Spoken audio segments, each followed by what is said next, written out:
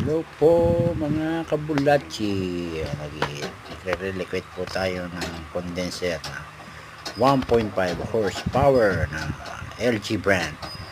Mula dyan sa baba, ililipat natin ito sa taas.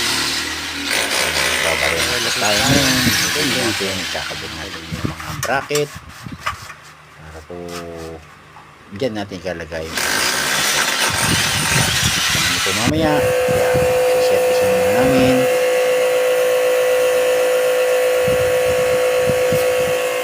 Pinipugdan ang namin ito. Yan nakakasinin muna yung mga unit para po nasa kondisyon bago natin ilagay. Ito na po yung bagong linis. Yan, nakita nyo po yung condenser nyo tsaka yung evaporator. Pull down. Ilang mukya kanya kasi lang korbangan. Wadi. Hanggang dudulong ka rin, mukya lang. Hindi naman kasi.